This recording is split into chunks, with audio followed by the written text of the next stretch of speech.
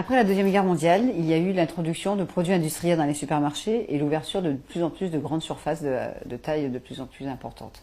Et les gens, du coup, se sont habitués à travailler, passer du temps à faire du sport, à leur loisir, à conduire, à faire ses courses et à faire confiance à des marques de plus en plus connues.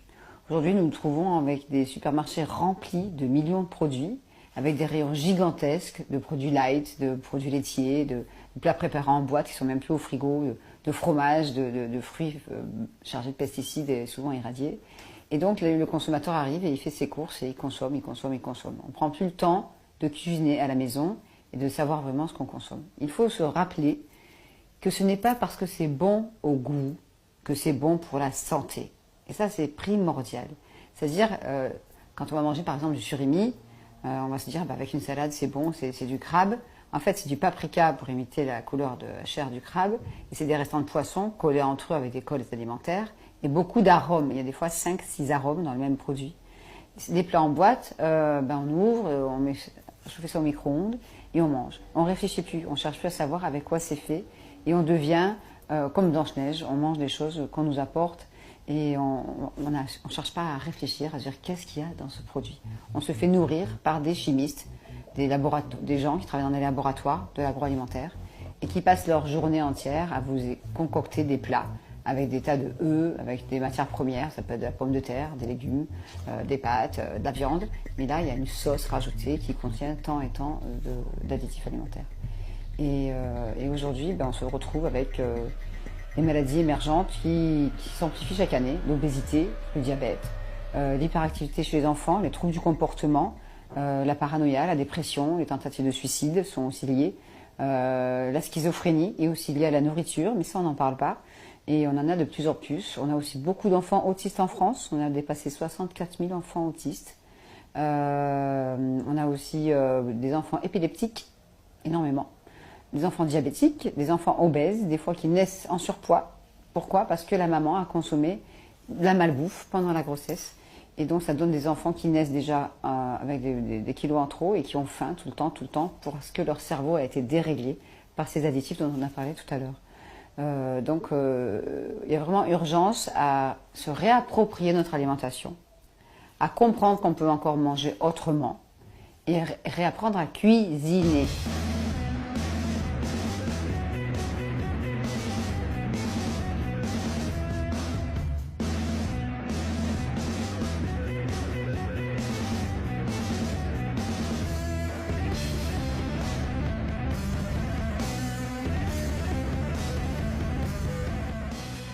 Alors pour s'y retrouver dans les additifs, malheureusement, nous avons besoin de nous équiper d'une loupe. Parce que quand on prend un produit alimentaire, la liste des ingrédients est écrite en lettres de parfois d'un demi-millimètre de hauteur. Et là, on ne prend pas le temps de la lire. Et donc c'est souvent illisible, couleur vert foncé sur vert clair ou blanc sur bleu ciel, et on ne prend pas le temps de la lire. Donc il suffit de s'équiper d'une loupe qu'on trouve des fois à 1 ou 2 euros.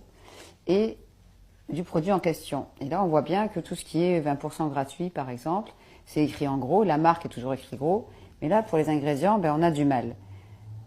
Le consommateur étant pressé et voulant partir plutôt du supermarché, il va partir avec son caddie rempli de produits alimentaires en faisant confiance. Plus la marque est connue, plus on fait confiance, surtout en période de crise. Et là, on ne prend pas le temps d'aller voir ce qui se cache dans le produit. Et c'est toujours la partie de l'étiquette la plus camouflée, on va dire. Donc là, on va voir dans ce produit édulcorant pour milieu. Donc c'est ce qu'il y a de plus. Xylitol, sucralose, acésulfame K, aspartame, il est là. Gomme de base, émulsifiant, glycérol, arôme au pluriel, agent épaississant, gomme arabique, gomme xanthane, colorant, dioxyde de titane, bleu brillant FCF. Et là, on remarque qu'ils ont mis le nom bleu brillant FCF au lieu du code. Donc les gens, surtout sur les paquets de bonbons, les mamans disent il n'y a pas de E, donc j'achète. Pour savoir à quoi correspondent les noms, les codes, malheureusement, des milliers de personnes ont besoin d'un petit décodeur. Donc du coup, souvent, ils utilisent un livre sur les additifs, ou dont le mien. Et là, ils ont dans le tableau chaque code, dangereux ou pas, selon la couleur, et puis le nom et les risques pour leur santé. Et on devrait pouvoir manger des aliments sains, mais ce n'est plus le cas. Donc on se retrouve avec des millions de produits alimentaires de plus en plus nombreux, avec des rayons de plus en plus grands. Et la plupart de ces produits sont chargés de cette poudre, qui est donc du glutamate monosodique, ou au code E621, mais qui se cache sous des 30 à 40 noms différents, bien expliqués dans mon livre. Et on se retrouve avec des tonnes de colorants et aussi d'édulcorants de synthèse. Tout le monde connaît ce genre de petits produits. Et je connais même des jeunes femmes de 25 ans qui, chez la nounou, à l'âge de 3 ans, mettaient ça directement dans la bouche parce qu'il y en avait chez la nounou. Donc là, c'est très très inquiétant puisque je vous rappelle que ces deux additifs alimentaires sont neurotoxiques à chaque fois qu'on en consomme. Mélangé à des colorants, par exemple, si on prend du glutamate monosodique mélangé à du E133, ce colorant bleu turquoise, et bien là, ça devient 4 fois plus dangereux que séparément. C'est éprouvé à une étude réalisée en Angleterre en 2005 à Liverpool par le professeur Vivian Howard. Et si on mélange de l'aspartame avec du E104, qui est un colorant jaune, et bien là, ça devient 7 fois plus toxique que séparément. Donc il y a certains chewing-gums en France qui contiennent ces 4 additifs, le glutamate, le colorant bleu, le colorant jaune et l'aspartame.